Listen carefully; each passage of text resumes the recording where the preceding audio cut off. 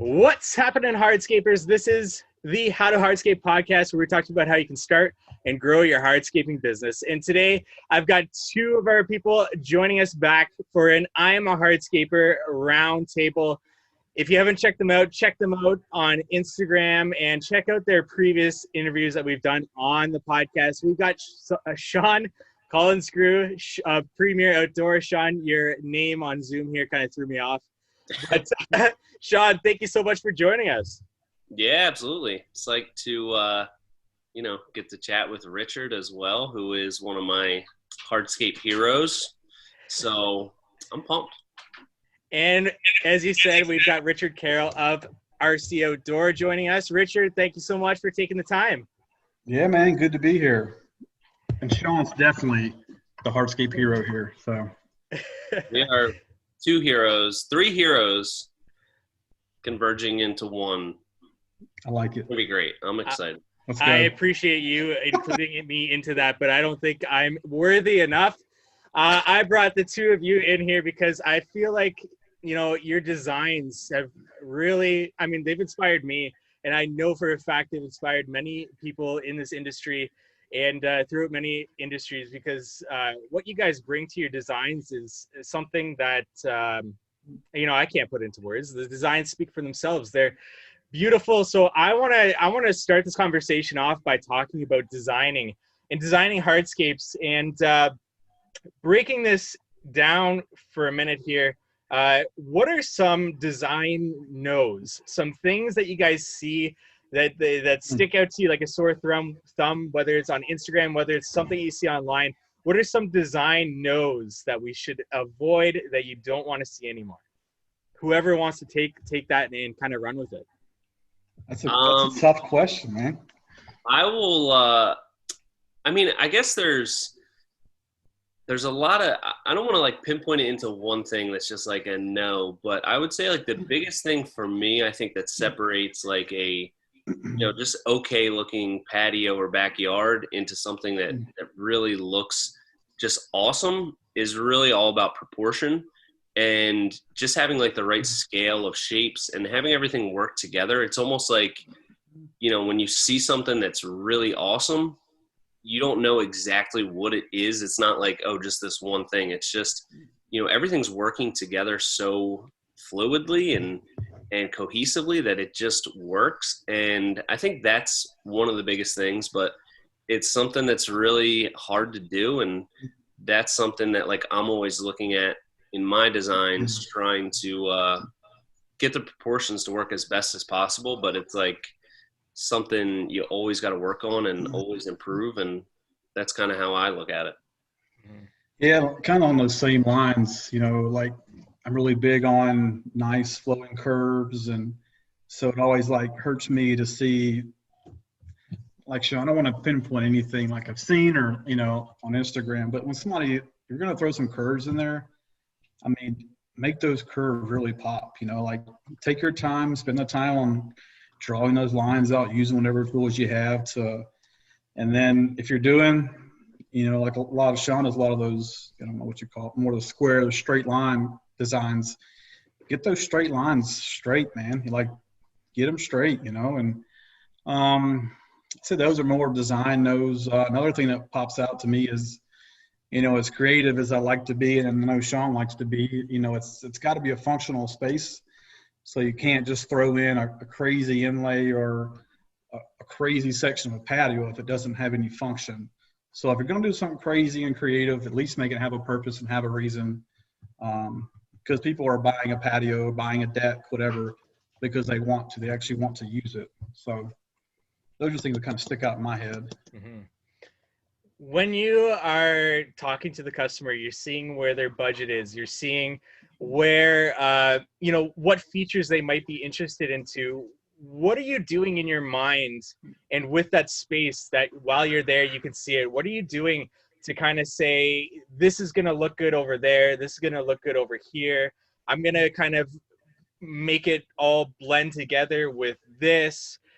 You guys do such a good job of, flowing walkways that are actually built into the patio that leads you somewhere in a specific place to a certain feature. You guys do such an amazing job of all of this. So break it down for us. What are you doing in your mind when you're figuring all this stuff out and you're getting ready to design a space?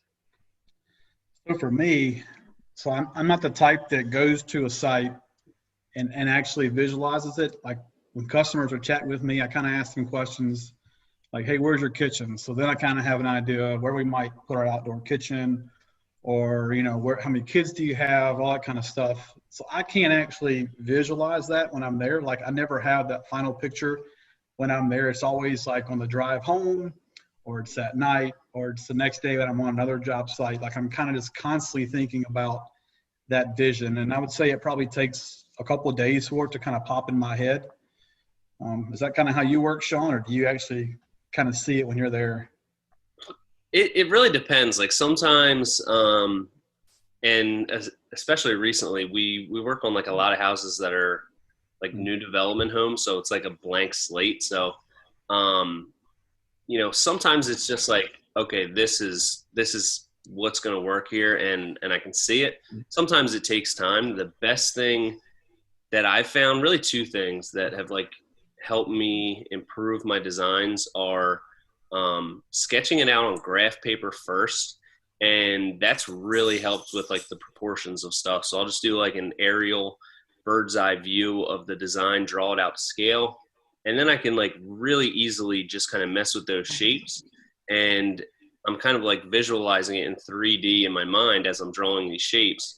And I can kind of like see it come together, which, you know, sometimes only takes maybe 15, 20 minutes because it's so easy to just move stuff around by erasing pencil lines, moving stuff. And then it makes the rendering process on the computer like a breeze because, you know, I've done it so many times where I'll draw something up, and depending on what it is, you try to move something a foot and you got to delete all this stuff that you put in, you got to move it, and it takes forever. So it's a lot harder to like really kind of get those proportions to work together. And the second thing would be designing with furniture in mind. So that's something, especially with like Real-Time Landscape Architect, it had like better furniture options than the program I was using previously. So really designing the spaces around the furniture that's going to go there has really helped me improve on designing like much more functional spaces. So those are kind of questions I'm asking when I'm on site with, well, really, it's very rare. Like I don't go to anybody's house anymore. So everything's done over the phone actually, but I have them send me pictures and we'll kind of talk through that, and I'll see where their emphasis is on, you know, is it outdoor dining? Is it kind of like a lounge setup? And really prioritize the space and the budget towards what they're going to use most of the time, and then add on those accessory things like, you know, maybe less emphasis on a dining space, and kind of just go from there. But it's always changing, and, you know, every project's a little bit different. So are you not going to houses because of Corona, or are you trying to like streamline that process? It definitely started like that. And it was just like so much better. And it's just been a complete game changer. I recently had my wife become the project coordinator. So she handles all of like the incoming inquiries, and she'll do like the email back and forth, give them, hey, you know, a project with these features that you're looking for starts around this price typically. Then she'll schedule a call with me and the client. They will have already sent pictures. You know, they send in their address, their name, so I can get like some background information on the house, how far it is, and then like a wish list of items. And she kind of pre-qualifies them and says, hey, you're probably looking at starting around 60 grand for all this stuff you're looking for. And also lets them know that it's $1,500 for a design. And then I have a phone consultation with them. They either pay for a design or they don't. And really the first time I'm actually seeing the property in person or meeting the client is to pick up that deposit check, which has been like awesome. It's been such a time saver. It's been crazy. This is why I talk to Sean a lot, because I feel like he's so far ahead of the game. Like how much time that saves. That's crazy.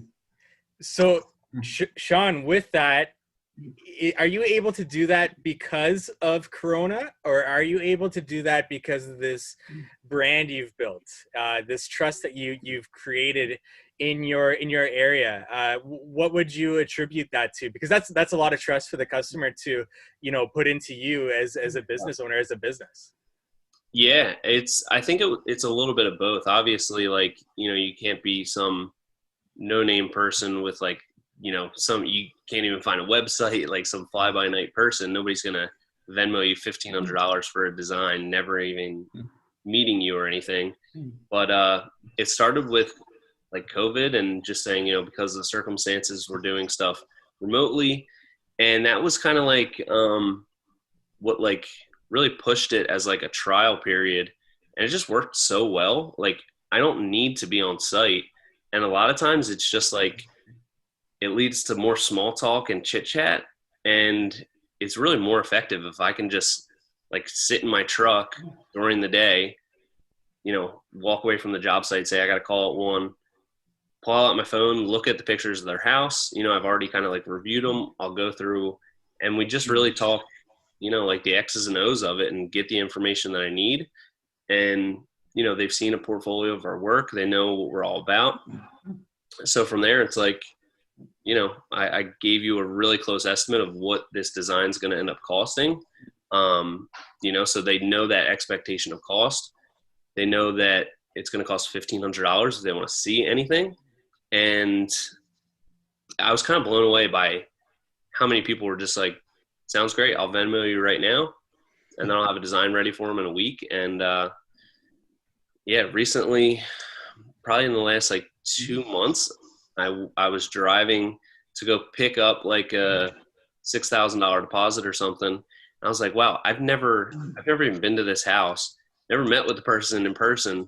And here I am meeting them for the first time, signing the contract, getting a deposit. It's been a total game changer. Yeah, that's really cool. And to think that, you putting your face out there so much on Instagram and building this brand around, everything that you're doing has, led to this, which in turn saves you a lot of time and allows you to do what you need to do. Right. It's pretty incredible. And it speaks to, the both of you doing these designs and both of you putting your face out there so that the customer knows you before they even meet with you. And I'm sure you guys have met with those customers before.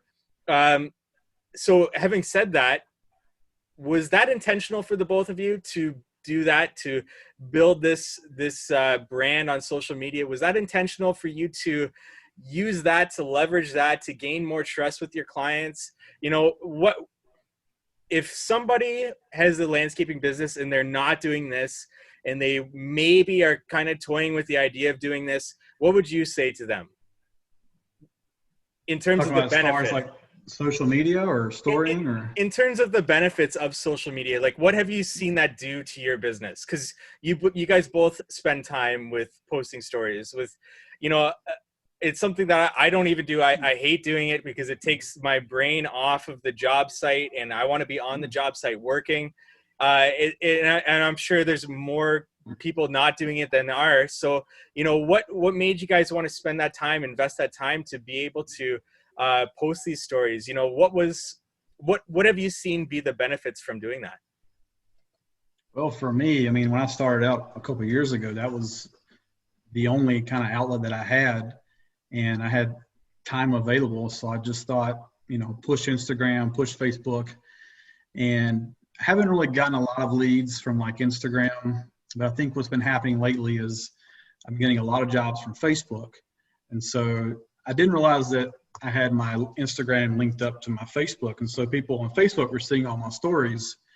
And I think it was when I started doing stories that things really started to change and evolve. And I think Sean was pressuring me to start stories a while back. And I'm like you, Michael, I hate it. Like, it'll be 3 or 4 days. I'm like, I haven't storied in a while. My wife will remind me, like, you need to start storying. I'm like, yeah, whatever.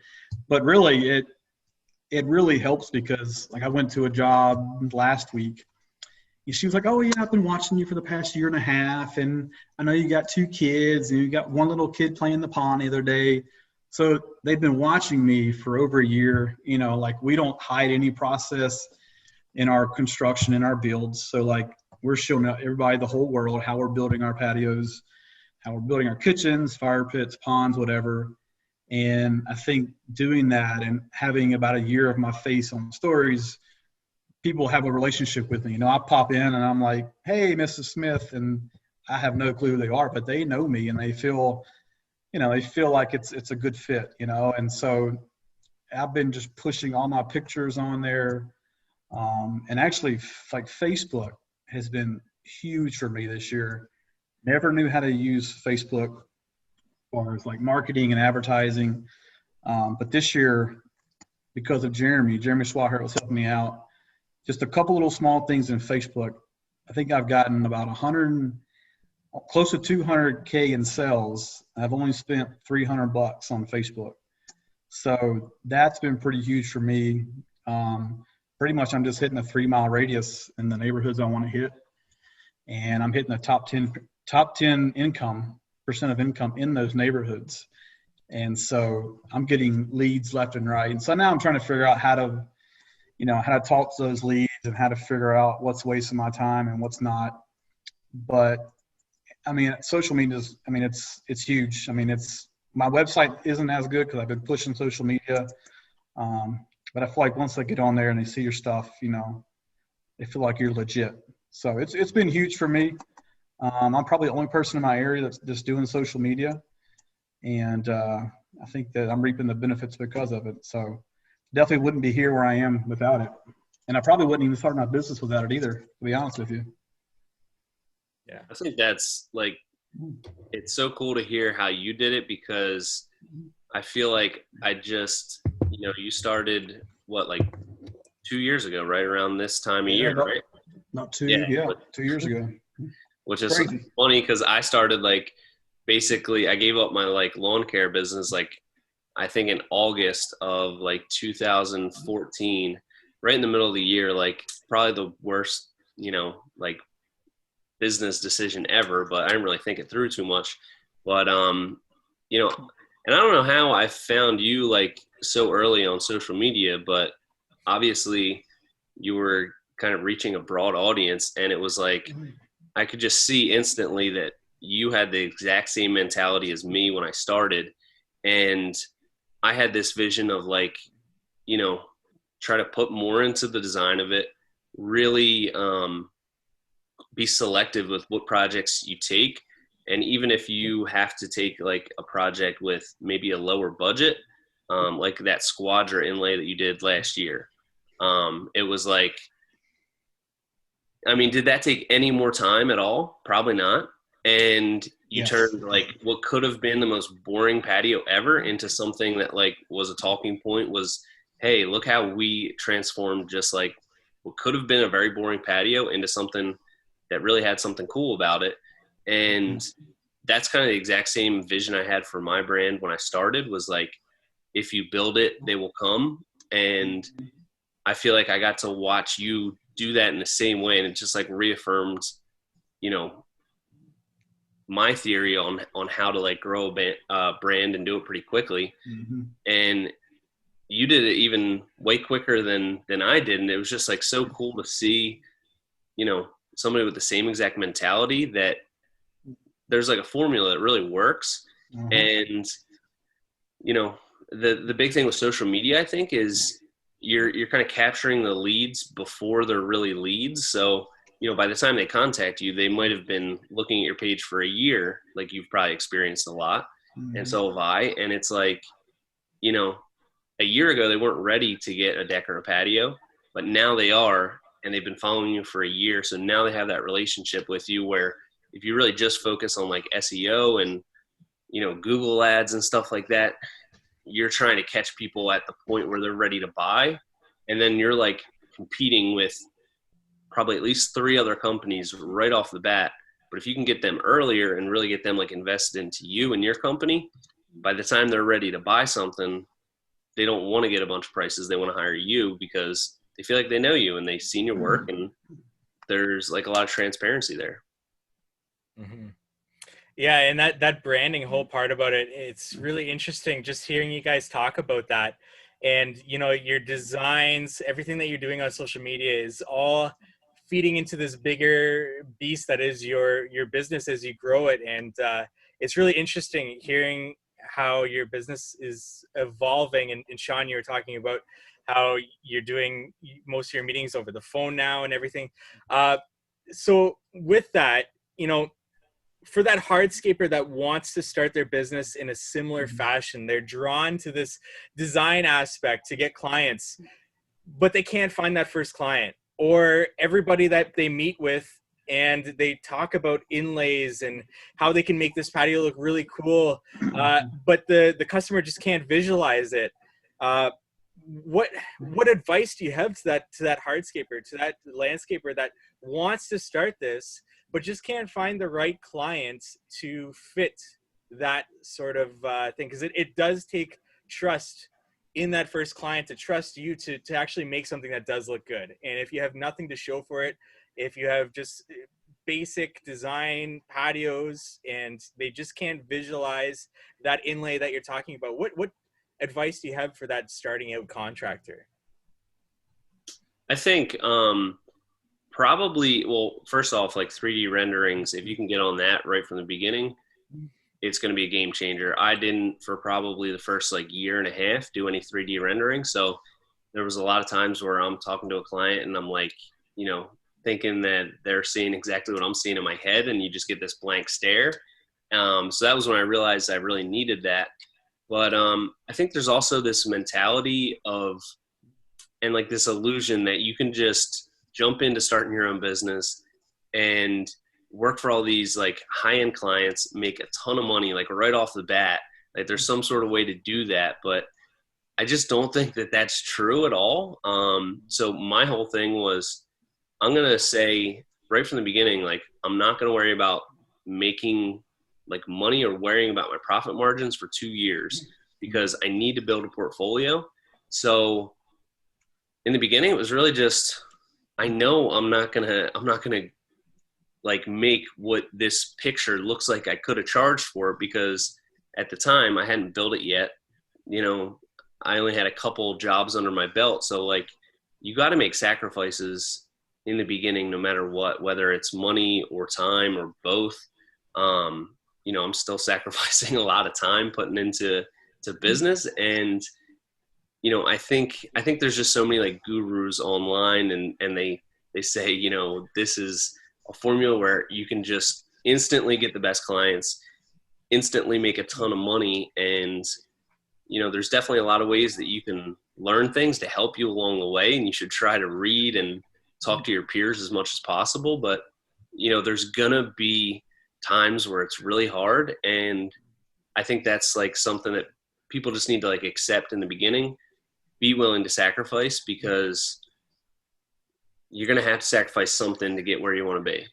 Mm-hmm. Yeah, and Sean's right. I mean, he and I have talked about this a lot, because my first year and a half in business, it sucked, and I was doing some cool stuff, but I wasn't making any money, and like you were asking Mike, how do guys sell inlays, man? You just don't mark it up, or you don't sell it as an inlay. You just do it, like, are you really afraid to lose $1,000? But what is that $1,000 inlay going to give you in return? So I was doing all this crazy stuff not for free, but it was just low pricing. And I knew that going into it. I was on the low side, but had nothing to show for it. I couldn't go in and be like, hey, I've done 2 patios, and I'm going to charge you $80,000 for this, 700 square foot patio.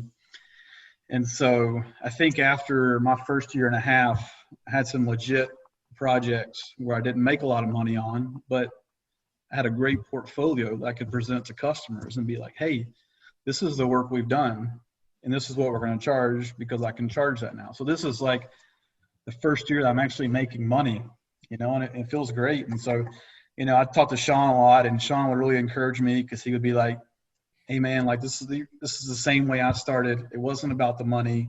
it's about your passion, about your creativity, your drive to, have this awesome business where you get to express your passions and your creativity and your projects and your designs. And, 2 years later, I'm kind of seeing the fruits of my labor per se. So, which is interesting because this year I haven't really done a lot of crazy stuff, but I think I'm gaining that trust where people are seeing my stuff. And, it was funny, you popped a question up the other day, Michael. What was it about your success rate and winning job or something like that? If your closing rate is too high, your price is too low. Yeah, so my closing rate is like 20%. Like I'm getting like no's left and right. And I've just made it like my goal this year just to stick by my pricing. And if they don't want to pay for it, then I'm just going to stay home. I'm just going to price it as if I don't need it. And so, it's been a little stressful because, I'll get where I'm a week or two out and, I'll get about a week out and then I'll have a couple of jobs pop in. So I'm really trying to stick to my guns. And, so it's paying off, and it's good because I was really stressed in those first couple of years about money and making money. And, I'm 37 years old. I'm taking a pretty big leap of faith to just, up and start my business. I've got 2 small kids.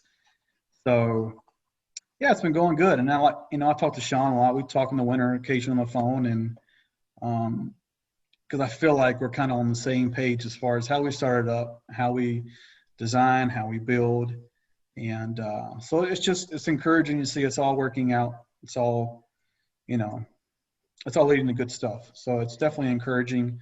So I guess to answer the question is just do a couple of crazy inlays, do something funky, and then you have something or do it in your backyard. I just built a pond in my front yard last month, and I've already sold like 2 or 3 ponds from it. So get out there and do it, man. Yeah. Because I get questions on that like all the time. Like, how are you selling, how did you start out selling the inlays? And I was like, I didn't sell, I didn't make money on those. It wasn't like great idea, but it's going to cost an extra $8,000. It was just like, I got this cool idea. I'm just going to do it. It's going to be a bunch of extra work, but you don't have to pay for it. I'm just going to do it because I want to. And it not only just made it more fun, because that's the part I really love about it, but you just have to just do them at first. Mm-hmm. And then, eventually you can become, have that reputation as that's that guy that does cool stuff all the time. And then eventually, that's people will pay a premium for it because you have that reputation.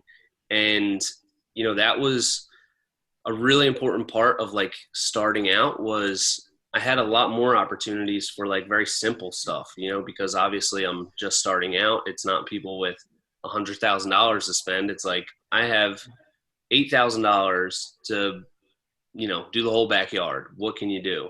And it's like, well, that's pretty tight, but and instead of doing something that I could have made a higher profit margin on, I decided I wanted to build something really cool. And the whole thing was like really the consistency of cool projects. Like I didn't want to be working on anything or posting stuff that was just like run of the mill. Had to be unique in some way, because that's a lot of that transparency. Like if we're a lot more expensive than somebody else, a lot of times we're going up against bigger companies and they might have some really cool pictures on their website, but they do 100 projects a year.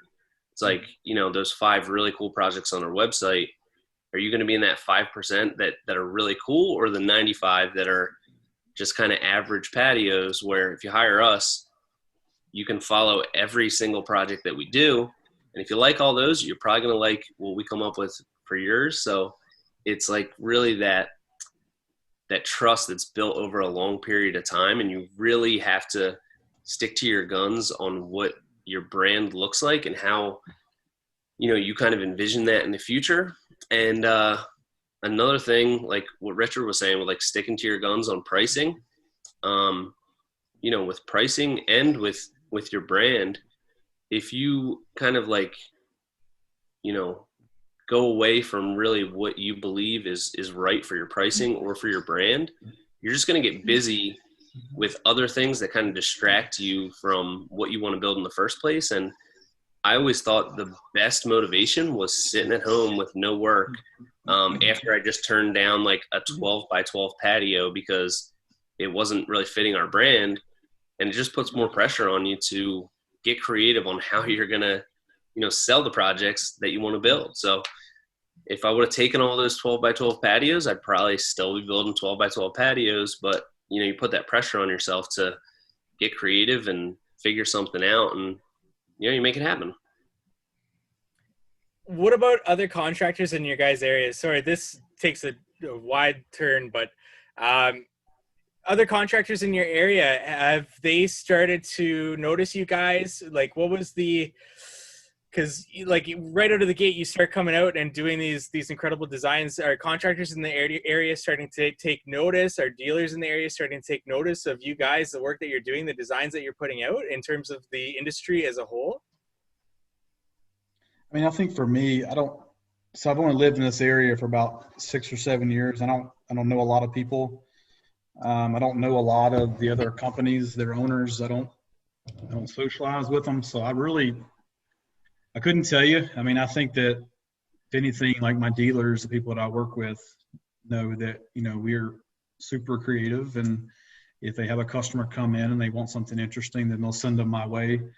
But as far as competition, I don't know.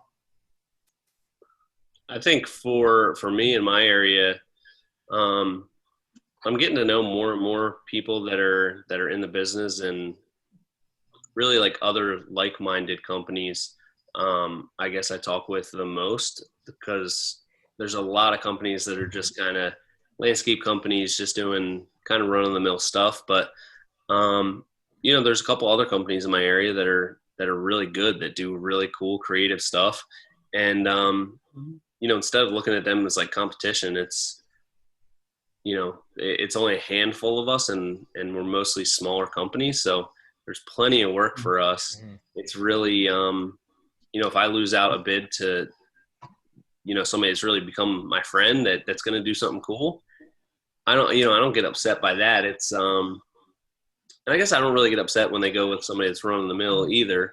I used to, but I realized, you got to completely separate yourself from that and not look at them as competition, because the client is buying a different product. They're maybe all they can afford is that 12 by 12 patio, and that's what they want to get. And that's fine. And for them, it's might be the coolest patio ever because it's in their backyard. But I think, the more people you can surround yourself with and, be inspired by, and also bounce ideas off of, and, just have like a little bit of like a friendly competition of like, and that's something that I feel like me and Richard kind of have with like, especially with new products. Like when Teco comes out with something, it's like, what are you thinking up for Everest or Westmount?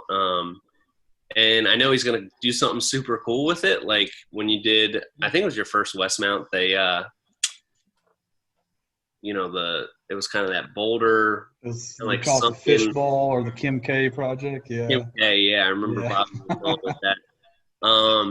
Yeah, I mean, it just elevates the whole industry, and that's good for everybody. So, competition, local or, nationwide, I think it's just good for everybody, as if you look at it as a chance to kind of learn and improve and be inspired by other people. And, there's plenty of work out there for everybody.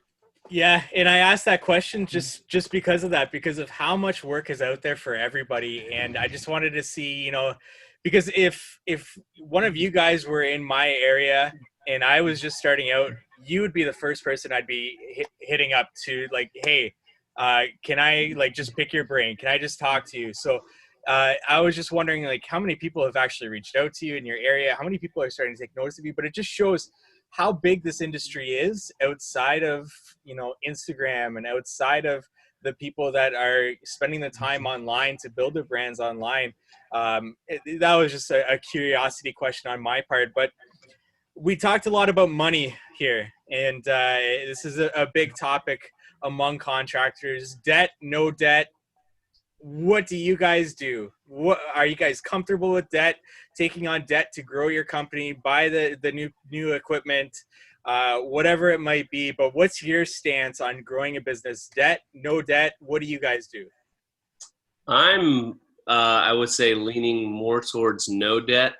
I've always been really like intrigued by this idea of like building this really big brand and you know, kind of company image, but having like the lowest possible overhead whatsoever. So I operate everything out of my house, but nothing ever really comes back here. Everything just goes from one job to the next. And you know, I've toyed around with the idea of, you know, buying a dump truck or a excavator or something like that. And I've just always, you know, whenever I kind of figure it out for, you know, the financial side of it, plus just the peace of mind of not having that overhead, it always makes more sense for me to get everything delivered, to get dumpsters for like dirt and for trash and everything like that. It ends up being cheaper. I don't have to worry about the maintenance, which I am so horrible at, remembering to like maintain machines. So the only thing I have is a dingo. And I think it gives me like a huge advantage because a lot of the times we're kind of bidding against companies that, you know, might have a shop as big as like some of the suppliers I go to, and they have 10 trucks and, you know, all this stuff where I'm bidding on the same job, usually at the same price point or maybe even a little bit higher. I'm working out of my house, you know, I have, you know, no debt or anything like that. So it's, that's something I'm really trying to kind of double down on and see how big of projects that we can do while still having like almost zero overhead. And I would say I'm kind of on the same lines, but I don't know if it's by choice, but one thing I didn't realize when you go into business is that you have no business credit, and you literally can't finance anything because you have no credit. And so I kind of toyed back and forth about, you know, signing over my personal side to finance something. And I think I'm just not going to do that. So I'd rather just pay cash. And so, I mean, I did borrow some money to buy my first piece of equipment from a family member, and that's since paid off. And I think the only thing I have I owe money is my truck. So now I guess based on that, I'm just going to keep paying cash for everything. You know, I hate being in debt. Like, having a business is stressful enough, but knowing that you have to continually pay, you know, $1,000 a month for a skid steer and another $700 for your mini excavator, like, I don't want that, you know. And I've done my business to this point with the same equipment Sean has. I mean, he's doing a lot more decks, but I've got a little ditch witch and I've got a dump trailer, and I got all the hand tools and the wheelbarrows, you know, that you need. And so I'm just going to keep going with that for a while. I'm looking to invest in a mini excavator. I'm just going to have to make that purchase. But my overhead is low. I mean, I operate out of my backyard. Fortunately, I've got about an acre, and I've got a pole barn that came with my house. And it's kind of funny. We bought this house, and I had no intentions of having my own business. And we had this massive pole barn in the back. We had a fenced-in acre.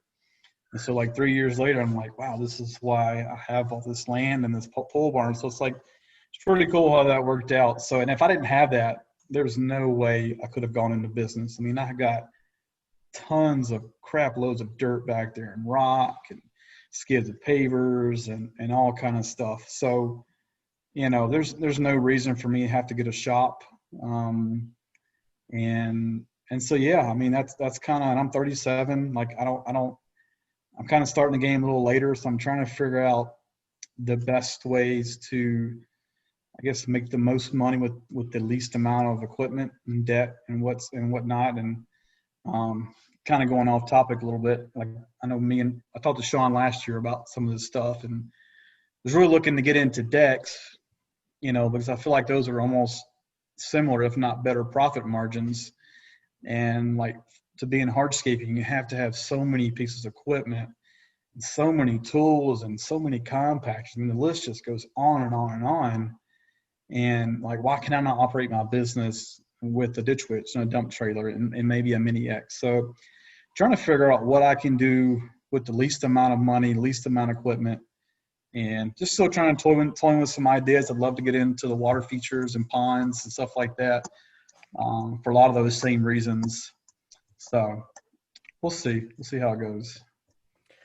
You guys have touched on a few different topics that I want to get into. So starting off with equipment and tools, in managing your money, how do you guys identify that next piece of equipment, that next tool that you're going to purchase, and that you have enough money to purchase it outright, if that's what you want to do? Like, Richard, I know you bought the Geo Ripper, and I was asking you about that recently.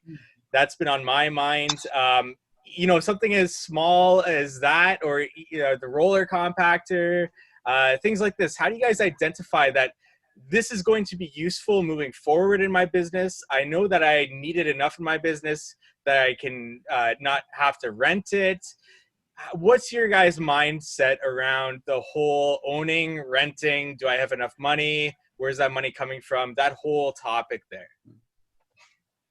I think for me, a big driver of a lot of those decisions is kind of just based on how we operate right now. So I have a 7 by 12 enclosed trailer, so it's pretty small, and we have all of our carpentry equipment for building decks, landscaping equipment, demo saws, everything in that trailer. I also have a 7 by 14 dump trailer, which I keep the machine in, keep the attachments for that in there. But really, it's like a lot of stuff. Like if I bought a mini excavator, not only do I have to buy a mini excavator, but I got to buy, someplace to park it, someplace to, I'd probably need a shop at that point. So it's like a lot of those things are really, it's not just the excavator. For me, it would have to be a lot of other stuff, because Richard is lucky. He's got basically like my dream property with a pole barn. My wife's heard me say that word like a million times. I want to get a house with a pole barn. But I have a 1/10 of an acre. Luckily, I do have like a 24 by 24 garage.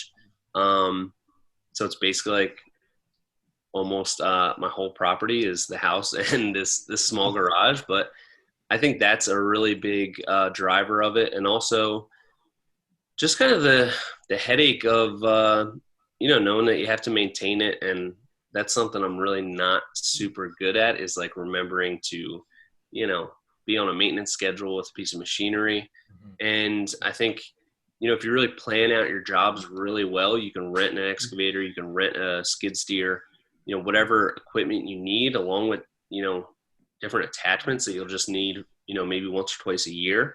And, the amount that you spend on that, I think over the long run, it's going to be a little bit cheaper. You're not going to have to worry about any maintenance. You just rent it when you need it. You don't need to store it.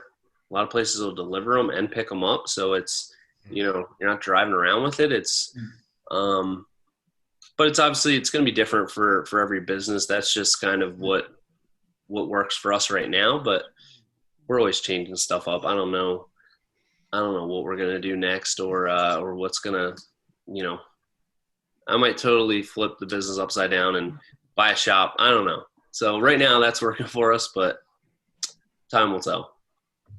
What are you going to spend all your money on then? Probably more Hawaiian shirts. First of all, that'll probably be my biggest investment. You wearing Versace or something?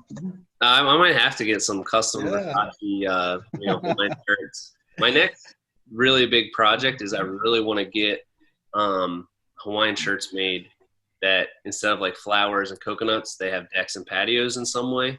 So that's good. That's I want to get those for the crew. I dig it. And I had at least like 5 people say they'd buy one. So there's a little bit of profit right there. But really just, I just want to live very simple. not have that stress of, an expanding lifestyle. As soon as people make more money, their lifestyle kind of like expands and is always like one step ahead of the growing income. So that's just always been something that's been at the forefront of my mind, is like, I want to do this because I love it. And I always want to be in a position where if I think of a cool idea, I can do it and spend an extra week on a project and not, have to worry that, oh, I might not be able to pay my bills. I always want the emphasis to be on that in the business, because I feel like I'm really just getting started out as a designer and as a business owner. And I want to kind of hone my skills and get better. And you have to be able to have that flexibility to really get better, to try new things. And that's what I always want, kind of the emphasis of the business to be on. I'm so on board with that. And I think a lot of people don't weigh the benefits of renting against owning equipment, and they don't really understand how much that piece of equipment costs them besides that price tag on the piece of equipment. And it's something that we're going to get into later in the podcast, and we're going to have a full episode for that. But it is something that's so crucial. And personal things come into play, where if you've always wanted to own this piece of equipment, then yeah, that makes sense to buy it. But I'm on the same thing. Like, I hate maintenance. I hate spending money on maintenance. I'm not going to do it. I know I'll have to spend money on labor to do it, and I don't want to do that either. So yeah, I'm totally on the same board as you there, Sean. Richard, what about yourself? What makes you decide that, I'm going to need that roller compactor, that geo ripper, and it's going to be, what prompted you that you were going to buy that? Well, I guess that's been my biggest dilemma this year, is figuring out what to buy first, what to buy second.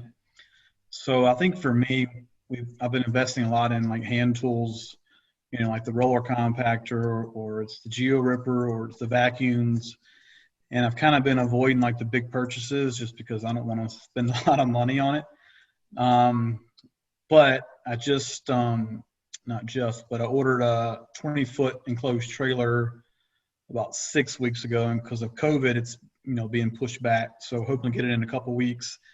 I mean, I've been using the back of my truck and my cabs and the car seats and the front seat as my enclosed trailer for a couple years. And that's frustrating. So it's good to have something I can put all my junk in and keep in there. As far as like my next purchase is kind of what you touched on, is the buy versus rent. As much as I think that I want, and as much as I think that I need a mini excavator, that's kind of where I'm looking at. I've actually just recently, within the past week, found a really, really good dealer for renting. They're new in the area. They're about a mile from my house, and the dude will go to the ends of the world for me, which anybody up here, Bobcat's big up here, Cat's big up here. Everybody and their mama has one of them, and they've got 100, 200 something customers. Whereas this guy over here, I'm a mile down the road, good family-owned business, and it's good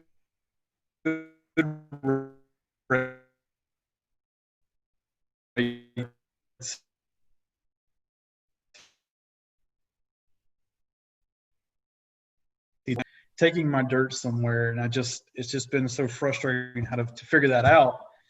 And so now I'm kind of leaning towards maybe just renting a Mini X for the rest of the season and see how that goes. And then it's like, what size Mini X do you get? Do you get a small one or do you get a big one? Because you can't use it for every project that you're on. So I'm debating that, and I'm debating my ditch witch upgrade. I'd like to trade it in for a bigger ditch witch that'll maybe replace a full-size skid. Ditch witch has their 1550 that'll pick up a good bit of weight, and I've seen it pick up full skids of pavers and block. So I'm debating that because I really don't want to invest. I don't really want to put 80, 90 grand into a full-size skid. I just don't want to spend. I don't want to spend a lot of money, and so that that bothers me. So why can't I rent and spend, I don't know, 2 or 3K a year in renting versus spending 55K on a brand new Mini X?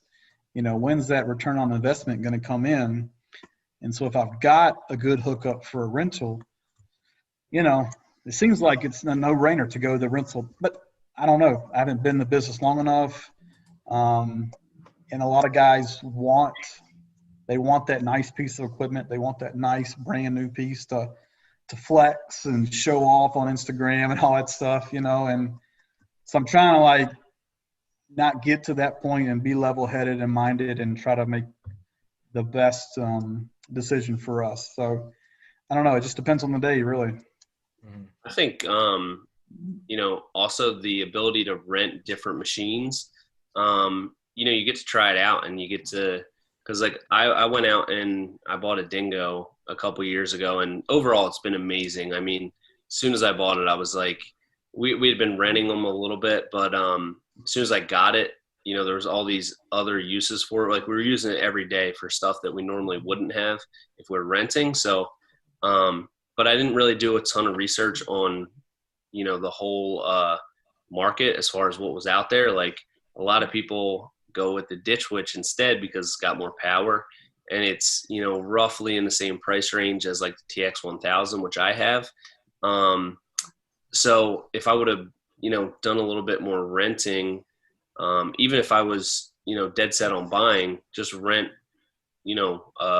Bobcat competitive model, the Vermeer, the Ditch Witch, Toro, and really just kind of try them all out, see what's really going to fit best.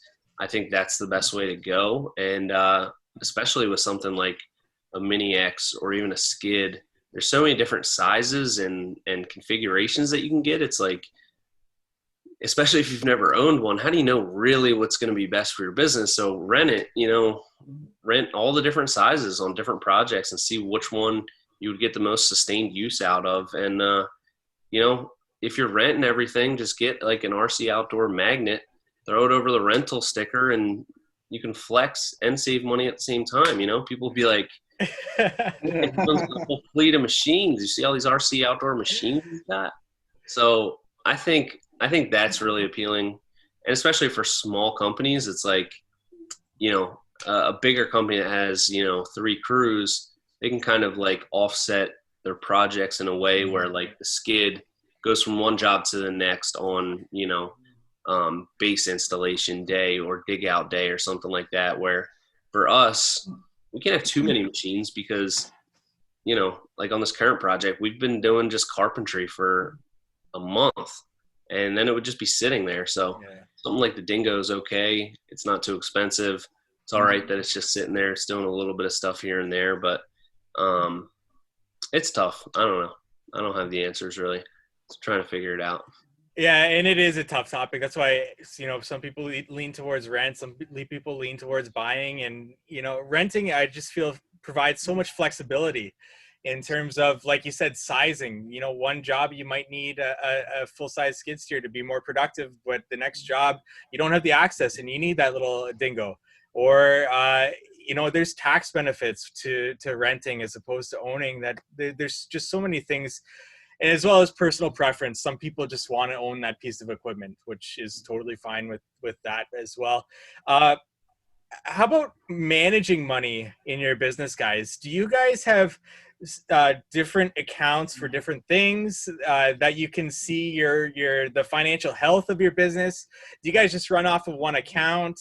Do you guys set aside money in an account that you can take a look at every once in a while and see if you can buy that piece of equipment, buy that tool, whatever? How are you guys managing your money in your business? Richard, you want to take this one first? Yeah. So, I mean, I'll just say it. Like I suck at money. I feel like I'm really good at designing. I'm really good at building. I'm really good at selling the project. And I put like everything into that as well as customer service. And I feel like a lot of the other stuff, it gets very little of my attention. Throw social media in there as well. And so it's like all the other stuff, like I I don't see how anybody could physically have time to do all this stuff. Obviously, money is number one. You have to be in business. You got to make money. So to be more specific, man, I just have one account. I don't have a lot of overhead. I don't have any debt. So it's easy for me to keep track. You know, I'm only doing 18, 20 jobs a year, and I kind of know like where my money's at. I use LMN. I use QuickBooks. I check my bank account often. I usually don't make any big purchases until kind of later in the year once I've got a good nest egg in there and I feel pretty comfortable about it. But I really don't have any fancy ways of, you know, keeping my money, checking my money, other than just, you know, kind of what I've already said. I can definitely relate to that because, you know, I'm definitely more of the creative kind of personality where I'm not very organized. I'm just, you know, very chaotic in my mind. Everything, you know, is hard to keep track of. So my whole thing is, like I said before, just like I live a pretty basic lifestyle, like kind of all of my hobbies and the stuff that I spend money on is all work related, really. You know, one of my hobbies is making videos and I get to do that for work. So like really just, I would say keeping those expenses as low as possible, figuring out ways to charge as much money as possible, you know, kind of keeping it simple, because if I was running a business that had to run on like really tight margins, it would crash and burn like so fast. That's why I got out of the lawn maintenance stuff, because it's so much organization, keeping on top of like billing, you know, for some people thousands of customers a month and keeping track of that.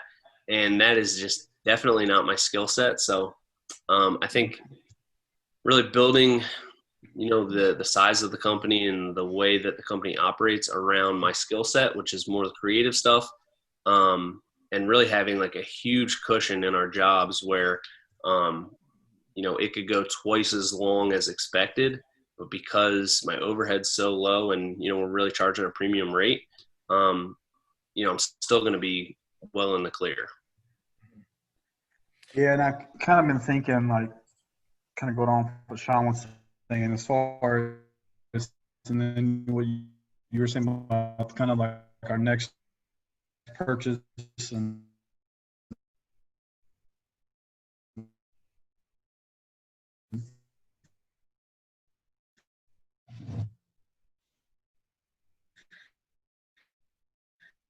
find that perfect fit that wouldn't mind working, you know, 20 hours a week to, you know, whether it be taking the phone calls or checking the receipts, doing the job costing, checking up on customers, going to Lowe's to get one more piece of 4-inch drainage pipe so we can finish on time, and kind of all that stuff that really like just drives me nuts, you know. And like I'm literally so unorganized. Like we'll get to the job site and and Aaron will be like, "Hey, did you pick up?" And I'm like, "No," because I've got 2 kids at home. I had to go home, work on 3 estimates. I had to do all this. I had to do some YouTube videos for Sean. And I don't see how Sean does all that. But like, you know, so I'd like to find somebody who can do the stuff that I don't like to do so I can do the stuff that I like to do better. So I think that's a huge thing. And I've been super lucky with like the employees that I have. Right now I've got 4. They're all, you know, really great, self-motivated. And I think like really surrounding yourself with employees and all that kind of stuff that they're really good at what they do. This year made a really big step, like hiring a true lead carpenter that is far more knowledgeable than me. And I think, you know, some business owners like let their own ego get in the way. Whereas, you know, I was really the lead carpenter for the first 5 years of business. But, you know, as soon as he came on, I was like, you're way more knowledgeable than me. You know, however you want to do it is fine. You're going to be kind of leading the way here. I'm going to be kind of like chatting with you about, okay, like this detail is really important. This is what I'm kind of thinking. This is how I was thinking about going about it. But really, like, having people that are better than you in a lot of stuff and deferring to them and, really making them feel empowered and, just kind of like staying in your lane and just surrounding yourself with really good people. And I've been really lucky with that. So I've definitely been fortunate, but same thing with like, more menial stuff like QuickBooks. And I mean, it's just funny because I feel like me and Richard are like just exactly the same, because all the time I'm going to pick this up in the morning, and then I'm just daydreaming about, our next design or whatever is going on in my head. And I get to the job and I'm like, I totally forgot. All right, go to Home Depot. I'll be back. But that's part of the fun. I mean, I don't take it too serious. And every time I get too kind of caught up in the books side of things and like, getting frustrated that we're like a little bit behind our timeline, it really takes a lot of the fun out of it. And I really want, the focus for me and for the whole crew to be on having fun. And I think that's in the long run the best way to be profitable, because you can, attract a really great team and have a great company culture and, just have fun and enjoy going to work every day, because that's what's important. Yeah. And let me touch on that real quick, because I was just thinking about this the other day, where I was chatting with somebody about a week or two ago, and he was telling about how he just has to get to the job site as another contractor, and he just always has to like rush through everything. He has to like get as much done as he can in an 8-hour day as possible. Then you have to get this job done as fast as possible. And I felt like I did that, for so long. You just try to get as much done as you can in a day. And I just felt like it just took all the fun out. It just took all the, the reason why I got into this. And so now I'm charging enough where we can be super chill. I mean, I feel like within the past couple months, I've really gotten a lot better at that. And, if I estimate it for 10 days and we get done in 12, it's not the end of the world. So I'm just trying to keep it cool and calm. And like Sean says, I mean, we like to have fun. I mean, you watch Sean's stories, it's like, does he even work? I mean, he's goofing off the whole time. But that's kind of how we like to have it. We're a good chill group. And I've got a guy similar to Sean. His name is Aaron. And he's a guy I'm able to bounce off ideas like, hey, Aaron, I'm thinking about this morning, we're going to start over here. I think it would be best if we do this. Like, what do you think? And it's so easing to the mind to know that you can go to work each morning. That guy's going to be there at the same time. He's always at work. He's smart. He gets it. And like my first year, it was just me and like a buddy of mine. And it was hellacious. It was a crazy year. And so I remember telling my wife a couple weeks ago, like, how much easier it is this year. Like, it's just like it's so easy. The guys get it. They've been with me long enough. Like, we're figuring out how to be more efficient. We're actually making money. We're having good customers until this week happened. And so I think that's really important. And that's really important for me to have fun. I'm a fun guy. I want to have fun. I don't want this to be all about making money and all about the business. So yeah, that's kind of what I thought as Sean was making those statements. That's definitely, and I think in the long run, kind of emphasizing like ways to make work more fun by just, I don't know, just joking around. Hawaiian Shirt Friday is, it just always puts all of us in a good mood when, 5 guys are on a construction site and everyone's wearing a Hawaiian shirt. It just like feels like more fun, even when it's like, in like the last 3 Fridays, it's rained like crazy and we've still been out working, but it's like, I'm in Hawaii right now. It's tropical, I'm in the rain, but I'm having a good time. And, I think the biggest thing in this industry, like talk to anybody, is finding good talent and retaining them. And if you can, kind of cultivate a company culture that's fun, and, pair that with a business that's successful, and people can really buy into the vision and see the potential for growth and opportunity. I think that combination is like, it's just so critical, because you really have to find good people. That's 90% of what it comes down to, is having the right help and having reliable people. And, if you can create that culture of fun and, excitement and all that kind of stuff, it's going to grow your business, and it's going to be more fun every day in the process of growing it. So,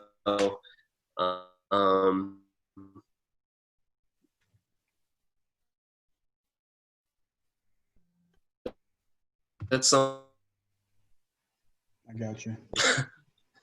Hey guys, I kind of froze up there. Sorry. It's saying my internet connection is unstable, but I got you guys back. Can you hear me?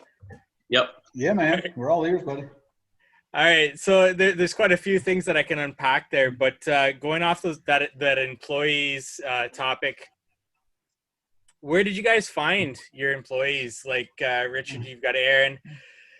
Sean, you got Pat there and the whole crew.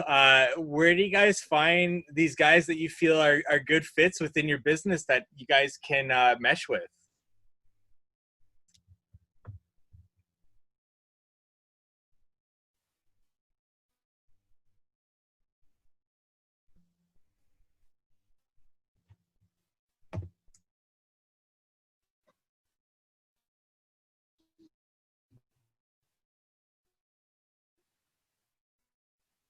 Like, hey, nice to meet you.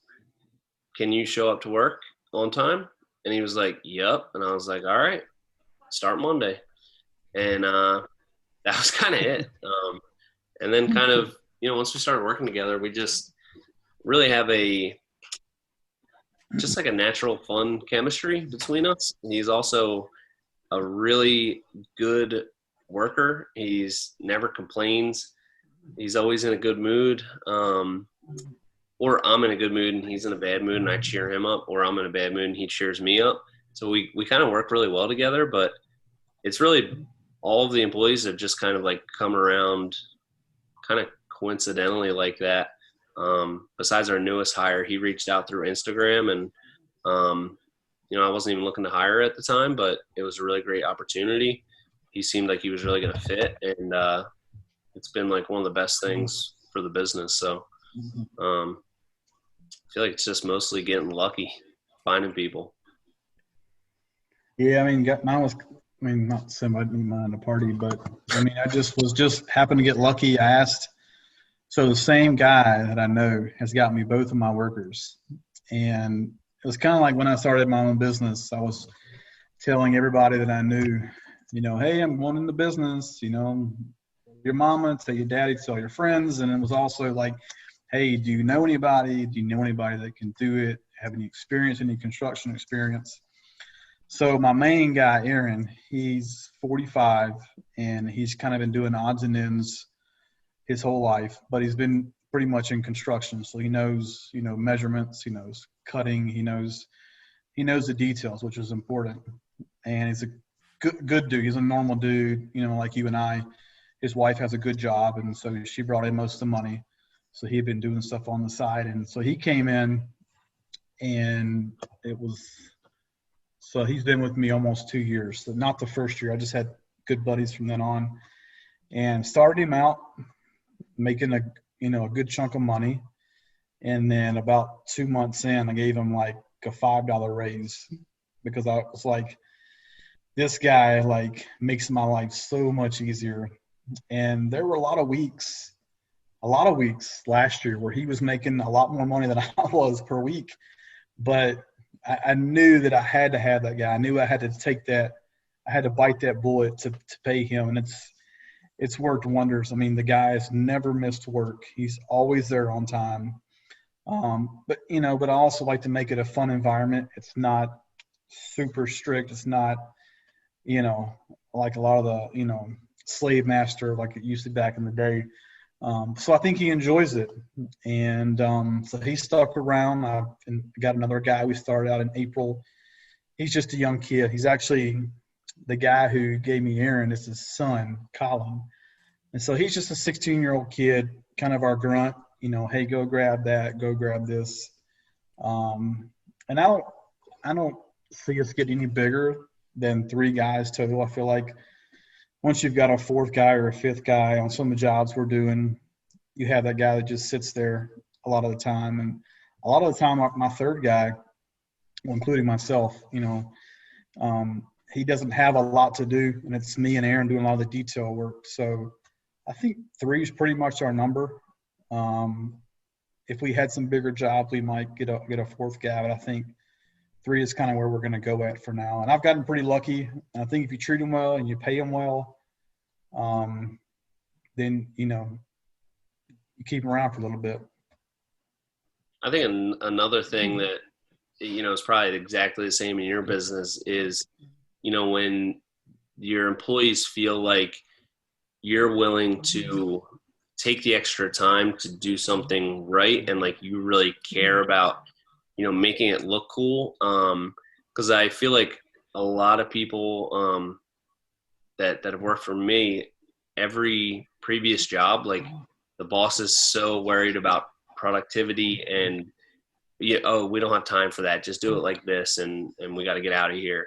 I think that's refreshing for a lot of people, and it's it just kind of like creates a different environment for them to like really take pride in their skills and give them a reason to learn more and like hone their skills, so they become better, projects become better, and that's easy to recoup. Taking a little bit longer on a project with that reputation and with being able to raise your prices substantially when you gain that reputation. So I think me and Richard have that same mindset where we're willing to take the extra time if it's needed to do something right, or just if somebody comes up with a really cool idea, I don't really care how much longer it's going to take. We're going to do it like 10 out of 10 times. Usually it's me that's making things like so difficult by coming up with ideas in the middle of a job and just doing them, even though, we're not getting paid for it and we probably should just finish and go to the next job. That's just kind of how we've always done it. How do you guys invest into your employees, whatever that might look like? Education, treating them, whatever it may look like. How are you guys going to invest in them in the future? What are you planning for your employees to be able to keep them around for longer? I think going along the same lines as, creating a fun environment. I order lunch a lot, give them all kinds of hats and shirts all the time. Just kind of making them feel loved. I'll give out gift cards here and there. And I think allowing flexibility with them if they've got a doctor's appointment or they've got some other thing they have to be at, I think it works both ways. If you're willing to work your tail off for me, then why should I not let you get off, for whatever reason you need to. But as far as like investing, we've got a couple events lined up if, COVID allows us to do a couple things in the winter. I was planning on taking them all down to H&A this year. That unfortunately got canceled. We're actually going to do the Pandemonium event. It's the event that Hardscape puts on. So they've got like a live conference going on Monday and Tuesday where we'll all sit in at my house and order breakfast, lunch, and kind of watch that event. Other than that, I don't see a big need in taking them to get any sort of certifications. I feel like all that stuff is learned on site. Like there's no need for schooling in that regard. But that's probably about it as far as investing in my employees. For me, it's a lot of the same. I think, one of the biggest things you can do is just, kind of make them feel appreciated on a daily basis, and say like, after a really hot day, like, thanks for grinding it out today. I know it was super hot. Stuff like that. I really want to next year start a retirement plan for them. So like a matching IRA. We provide health insurance, little stuff like that, but it's just like a little bit at a time. I mean, it's hard to just kind of come into it, in year 1 or 2 or even 3 or 4 and be able to provide health benefits and an IRA. And, my first and second year in business, I didn't even know what an IRA was yet. So I definitely wasn't providing that to my employees. But, things like that. And the goal is really to kind of create a brand where we're charging a really high premium rate for our projects so that I can pay them more than they would make anywhere else. And they get paid on rain days. They get paid 40 hours a week, no matter what. And, just really trying to treat them right and let them know that they're appreciated. And I think that's kind of the extent of it. That's kind of like I think going the extra mile instead of just giving them a paycheck, because I'd worked for a company before I went into business that I felt like I wasn't appreciated. And it's that simple at the end of the day, like Sean was saying, just thank you. Like, thank you for working a little bit harder, or just thank you for working and not complaining, and I feel like maybe with the changing culture that, not that they need more than a paycheck, but it also, it feels good to get a pat on the back. It feels good to get appreciated. I love to know that customers love the projects that we build for them. I mean, yeah, and in the day they give me a check and they're happy, but like what really gets me is like when they send me pictures when they're out at night, or when they just send me a card or send me a note or just say thank you. Like, that means the world to me. And so, like, as chaotic as business is and as chaotic as the day is, like, just taking the time to just say thank you, like that is a lot, and it's not a lot to do. So that's good to keep in mind as you're running a crazy business, to think about those things, because those guys are the ones that are running your business, and those guys matter for your sanity as well. That definitely is like exactly my mentality, and it just kind of reminds me of one of my favorite books, which is How to Win Friends and Influence People. And it's, I love that book. I think it's like a must read for any business owner, because I think even more than like the financial side of it, like the communication with customers and with employees is at least an equal part of running a successful business. And, like Richard said, a paycheck is definitely a big portion of why they're there, but, people want to feel appreciated and feel, like they add value to something, and they're part of like a team and all that kind of stuff. And I think that's a really important aspect of being an owner and really being a leader, and, just creating that team mentality and feeling like, everyone's going to help out for a common goal, and, everyone's willing to pitch in a little extra when needed. And I'm willing to, cut them a break when it's been super hot, or we finished like a crazy hectic job. We'll take the day off and go golfing or something. And it's those little things I think they kind of remember and appreciate more than, really just what is the number on their paycheck, which obviously is important too, but I think a lot more goes into it.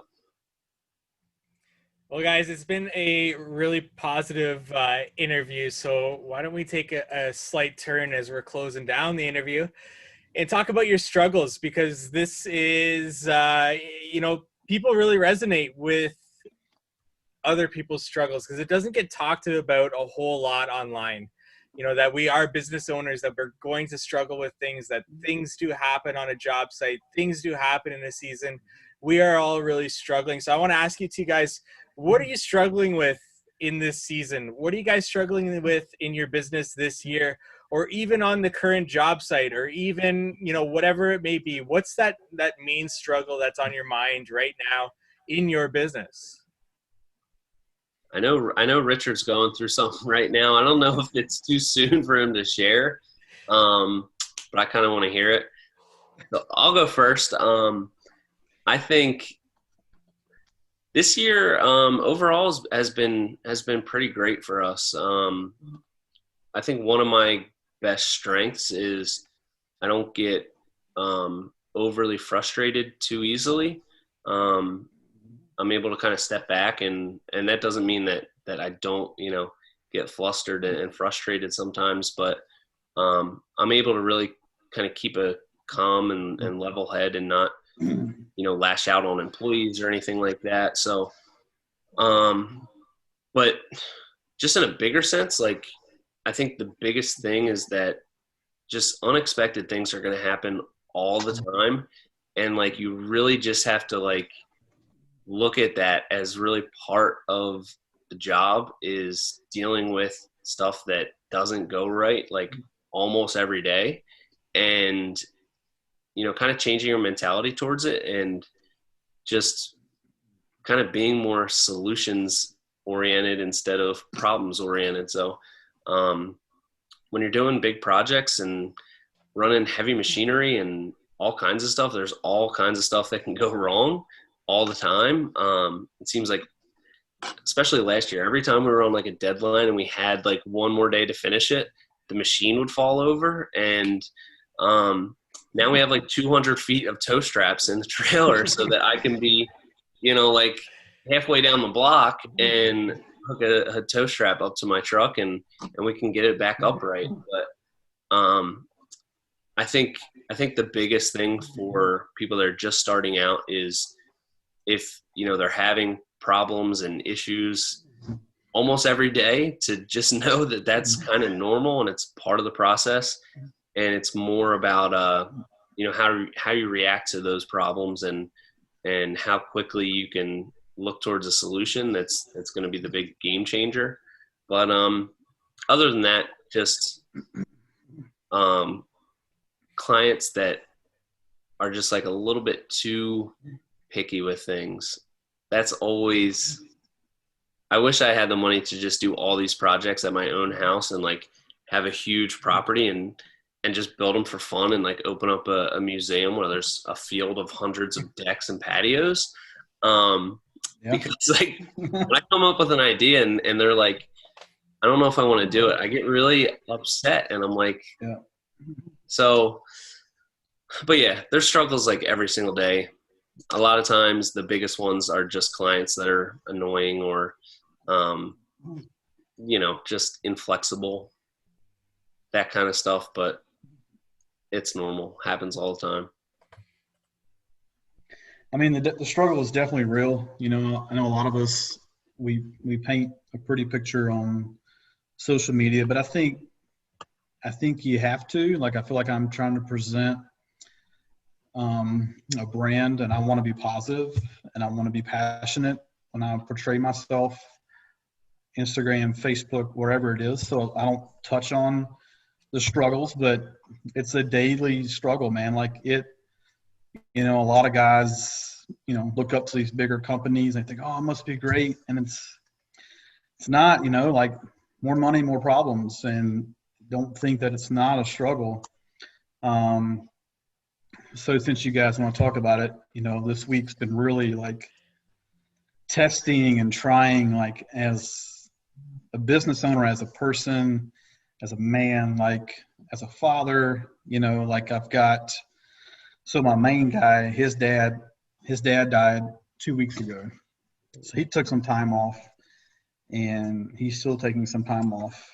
And then 3 days ago, we were moving some big, large slab steps that the customer did not like when everything was already done. And it was literally 300-pound steps up against the house. We had to literally pick up, move across the patio. So we did that, and she wanted 4-foot steps. And I crushed Colin's finger. So I rushed him to the ER. He went and got stitches, got his finger all wrapped up. And so it's just me for 3 or 4 days by myself.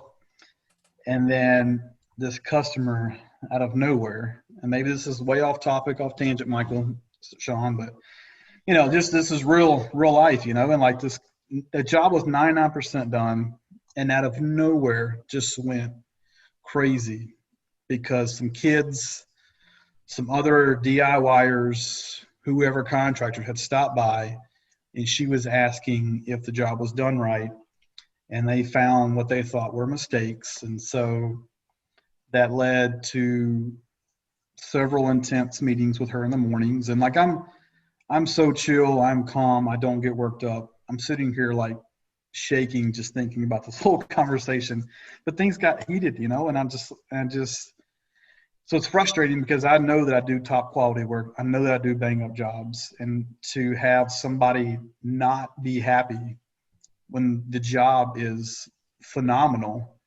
My dealer came by, thought it was phenomenal, was like, lady, this is legit. And so it's tough.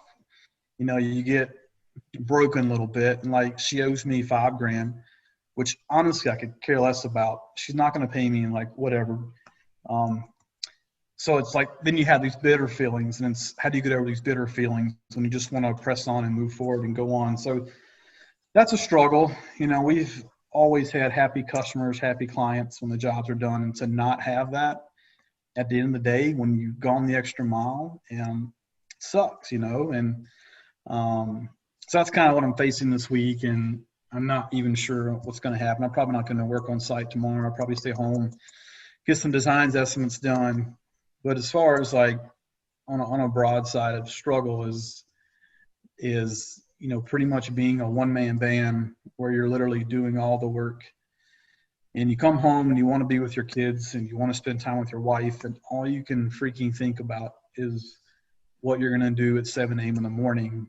And so trying to get like Hardscape mode off my head for a couple hours at night is one of the biggest struggles. And, because like, I don't want my kids to think, oh, daddy was always working, or I don't want my marriage to struggle because she thinks I'm always thinking about work and talking about work. And so it's just like finding that balance of work and family life and figuring out how to do that. And so that's kind of like my main drive, to want to hire somebody to do all that stuff that I don't want to do. I don't want to come home and have to design and do this junk for hours and hours on end. So I guess time management is a struggle. Being organized is a struggle. But I think that's always going to continue to happen. So if I can put a little bit more money to somebody who can take care of that, then, happy life and happy wife. So that's kind of where I'm at and struggling. It's definitely always going to be a struggle. So if you're listening to this, don't think that it's easy. Like Sean just said, it's actually kind of hard for him. So don't think it's always Hawaiian shirt day, So, but yeah, it's fun. And I still love what I do. I absolutely love it. Super passionate about it. Wouldn't have it any other way. So just trying to figure out how to get rid of those struggles and issues that take up so much time, and kind of be a better family man for myself. Yeah. That's the realest thing I've ever heard. Richard, you are the man. And, it does seem like it happens like that. Like when one bad thing happens, it just like, it's the next thing. And they always seem to be grouped together. And, it's just such like an emotional roller coaster. I mean, like when you're feeling good and everything's going great, you just feel on top of the world. But 2 days later, something could go wrong and you just feel like you question everything. And that's probably the hardest part, is that emotional kind of balancing out the emotions of it and not getting too caught up in it. But man, yeah, you had a rough week, my man. And but it's going to get better. Yeah. Take the day off tomorrow. I recommend wearing a Hawaiian shirt on Friday and feel better. I 100% guarantee it. But yeah, that's that's some real stuff that people are going to have to go through for sure. And Yeah. yeah, that's Yeah. a rough go for 1 or 2 weeks right there, all that stuff. Yeah, so I'm building a pond next week. If any of y'all want to come help me, just gonna be me and my mini X. So, which I'm totally cool with. Like I'm not worked up about it. Like I don't even care about the money that she's probably not going to pay me. I think it's just that maybe that thought of being abused and taken advantage of, and it's that sort of thing, and then having to move on from that and continue on. I mean, I've worked by myself hundreds of times. So, my main guy comes back on Wednesday, kid comes back a week later. So no big deal. I'm good, man. I think that's like, I hear you on that. Like, I bet that, the $5,000 ain't the big thing, but like, I know that you're just like me. Like, you put a part of yourself into every project. Like, Yep. I have this just illogical emotional connection with the projects that we do. And, that just, it sucks. Like, you put so much into it. And, now you're going to have, just because she probably just, spent over her budget and is freaking out now and wants to look for some reason not to pay you the rest of the money. It's probably got nothing to do with what you did, because I know that everything that you do is top notch and you show every portion of it along the way. So you're not taking shortcuts, but then when you go to post like pictures of it in the future, you're just going to have this bad feeling in your gut and bring back memories of that, which sucks because, you put like so much of yourself into it, not just physically, but emotionally, and like how many hours you probably spent thinking about that project. Like, I can totally relate to you there. So that's definitely a bigger punch in the gut than swallowing $5,000 or whatever. You can make that back, but yeah, that's tough.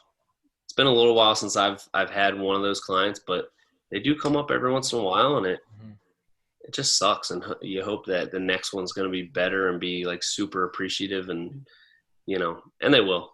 They always do. It's true. I mean, it's kind of like, they say that it takes 10 good reviews to like knock out a bad review, and it's like that's kind of how it's with customers. You can have 10 great customers, but if you have that one bad one, it just like eats at you. So that's just kind of what it is. I've had another bad one before, and I've moved on from it, and that's just the lessons you learn, and you just have to get up and move on and not let it phase you. So on to the next.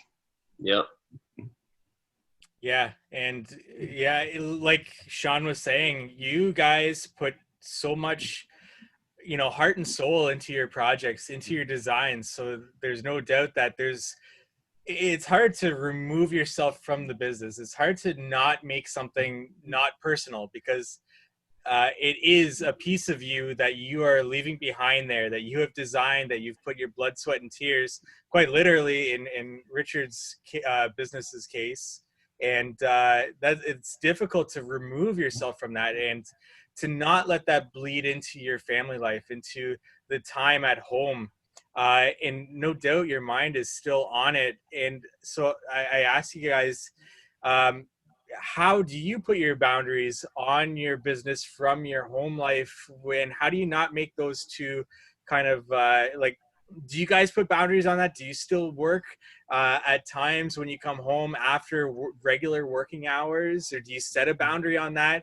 And Richard, more so for you, because you have 2 kids at home. You have that time that you need to invest at home, and thank you for taking the time to talk with myself and Sean here today. I mean, I wouldn't say that, my wife and I have set specific boundaries. I mean, we both work hard jobs, so we get home around 5:30 at night, and I like to say that work is off limits from 5:30 until about 7:30 when they're up. I'd like to at least be visible, and not visible, but I don't want to have my computer out. I don't be taking notes. I want to give all my time to them, which also sucks because when the kids go to bed, it's time for you and your wife to have a relationship and kind of converse around the day. But that's really like my time, that's all the time that I have to, do that stuff, the designing, the estimating. Weekends are off limits as far as like on site. We don't work Saturdays and Sundays. I mean, we've maybe worked one Saturday this year, just because I'm not in it to make a lot of money. Like, I'm in this to have fun, so I'm not going to work a Saturday and a Sunday when I really don't need to. So I would say weekends, I get up pretty early and do some work, or maybe work some late nights during the week to do that. Like I said, that's my struggle of figuring out that balance of what to do and when to do it. But we're trying to figure it out. It's kind of hard on my wife where, I went from working somewhere where I had nothing to do at night to having a business where I'm constantly having things in my mind and having things to do at night. So we're trying to figure that out and figure out how that all works. And, but I don't have it figured out. So I don't know. I have no clue how to answer that. That's kind of the best that I've been doing so far. I also definitely do not have an answer for that because I guess the only boundary that I've really set is we're not on site on weekends, which is really probably more of a boundary for my employees' lives than it is for mine, because I'll still fill my weekends with editing videos, doing client calls, doing designs, editing YouTube videos at night. Yeah, that's definitely something I probably have zero boundaries on right now, which is definitely not good. I'm like so obsessed with my job. Like, I just love it. I'm so passionate about it. And I've luckily been able to like incorporate other hobbies into my job, like, creating videos, which I just think's like a fun thing to do. And I'm glad that it's now part of my job. But it definitely, I would work 5 a.m. to 11 o'clock at night every single day if I didn't have a wife that needs time, and I don't have a family yet, but that's something that's going to come eventually. And then it'll really be important to set boundaries and more importantly just kind of like put my brain in a different mode, like switch from work mode to just chill mode, because I'm just so obsessed and like preoccupied with work, and it's something that I think is always going to be hard. It's one of the reasons I think we've been able to have some success is because I put so much of myself into it. But it's brutal. I mean, I love doing it. Like, I would have a great time working 5 a.m. to 11 o'clock at night, working on the computer in the morning, going on site, coming home, editing videos, doing a design, whatever. But it definitely can't go on like that forever. Something's gotta give, because even though I have less responsibility on site now to an extent, I have other guys that can like do a lot of the labor and installation and that kind of stuff. Then I think of something else I could do with my time to grow the business and, just dive fully into that. So that's something I really, really have to think about how that's going to change and what I can do to, kind of get away from that a little bit, because right now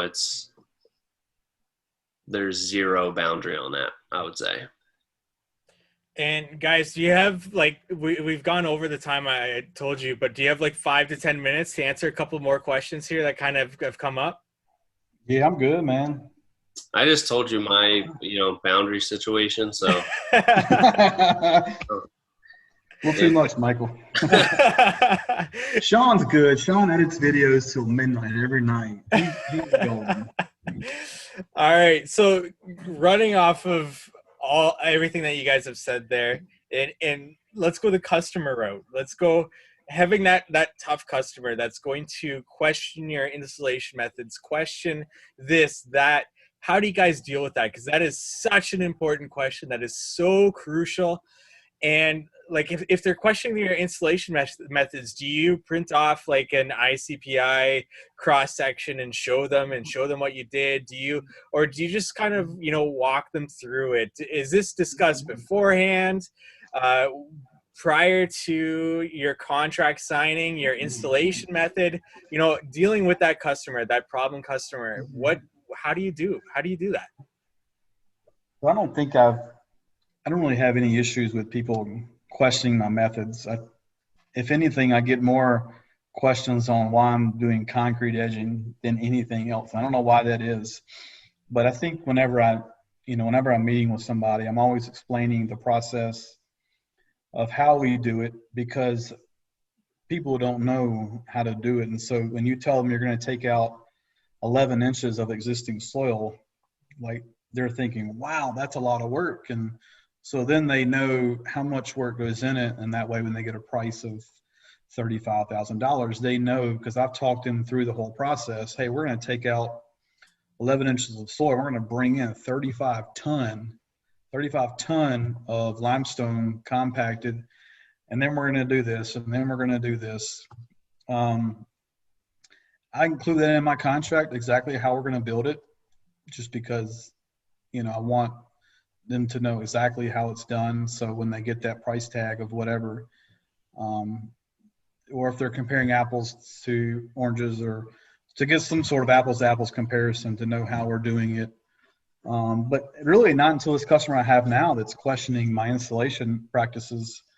And there was one time before that a similar situation happened where some people, other contractors, were coming on site and telling an owner, this guy isn't doing it right.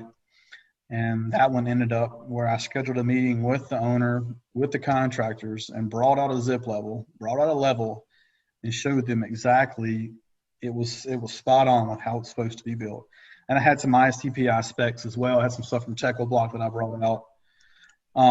So I haven't really had any issues. Other than like, why are you putting concrete edging around my patio? I have to say, hey, it's not going to show. We're going to be buried it. We're going to have some topsoil and seed on top of it. But I just think people just don't know how it's built. And so I know a lot of people have had customers and that tell them how it should be built and whatnot, but I haven't really had issues with that on my end. I think for me, the biggest thing, when clients come to you, and a lot of times, for us, because it happens on almost every project, where people really are just more interested in, what is the process. And I kind of encourage it. I'll walk them through exactly what we're doing, what's going to be next, and just walk them through the whole process. And they can also see on our YouTube videos, the reason why we're doing everything that we're doing, which is really helpful. But when there are clients that, maybe question your methods, or not that we have a lot of that, but I think it's just, being confident that, you're doing it the right way, or, the way that you think is right at the time. A lot of times we'll try new techniques and new methods for doing things. And, it's with the intention that we think this is going to be built to last a really long time. But I also always have in the back of my head, that if we try something new and it doesn't work out and it doesn't hold up, we'll go back and we'll fix it at no charge. You know what I mean? I mean, that's something I'm always willing to do, to stand behind, our process and our product. And, I think if you have that confidence that, you're doing it right, you've, really thought it through, you're not trying to take shortcuts, you don't have anything to hide. And in the event a new technique that you try ends up not working out, and, it doesn't hold up as well as you thought, that you're going to go back and in your mind, like, that's just the type of person in business that you want to be. there's nothing to hide, and there's nothing to, try to, like lie about or get over on the client. So usually it ends up not being an issue because we're not trying to hide anything or cover anything up. And, sometimes, there might be something that we do wrong. And I can't think of an example off the top of my head of where a client was like, hey, why is this like this? And it was maybe wrong. But if it was, then we'd be like, oh, I didn't see that. We'll fix that right now, So I think when you have that mentality and your really goal is to build it right and build it to last, that those problems aren't going to arise as much. And most of the time it's more a client just being curious on the process and just wanting to know why it's done like that. And as long as you can explain that, I think you're fine. And, and you're not trying to get over on them, you're going to be good. So then what about those customers that before, you've just met them, what are those red flags for you when you're first meeting a customer, you're first talking to a customer? And I'm sure, Sean, this is becoming more difficult for you if you're, just talking to them over the phone at first. What are those red flags that make you think, maybe this customer is going to be a difficult customer to work with? What kind of comes up when you're talking to them, when you're meeting them in person, that makes you think that? I think for me, the biggest thing is really pre-qualifying them and kind of seeing those red flags before you're on site, because we definitely had more of those difficult customers in the beginning of the business, and I always tried to evaluate what was it about this client that made it difficult, and how could I identify that beforehand so that we don't get into this situation. And you're never going to be 100% effective on that. Some will sneak through and just be really, not great people to work for. But I found that the biggest thing was, getting people that can afford it. Knowing that, like, what really your specialty is as a business. And probably another big thing is really like timeline. So by putting all of that on our website, I think my phone number is only, it might be on our Facebook page and maybe our Google listing, but it's not on our website at all. It's not, it's hard to find a phone number. So if people do call me, I will never answer a number that I don't know. It goes right to my voicemail, and that says, if you're inquiring about a project, fill out the contact form on our website. Right there, it says our projects start at $30,000. A design costs $1,500. And then usually after the first email, we'll tell them like kind of where we're booking for. And right now it's early 2021. So if they are willing to spend at least $30,000, willing to invest $1,500 in a design, and willing to wait 4 to 6 months, those three things right there combined, they're probably like 90% of the time going to be a really good client. So I found that those are the three most important things, and it works out most of the time. But, again, sometimes it doesn't. And, maybe the fact that they had to wait 6 months makes them bitter. And by the time you get there, they're like, I've been waiting forever. Doesn't happen often, but, it's going to happen every once in a while. And then you can kind of reevaluate your process and see how you can maybe catch that person a little sooner and not work for them. Yeah, so I think the main red flag that I've been thinking about, because I've obviously had this experience this week and just trying to think like what did I miss? But also I kind of had a gut feeling about it when we met before.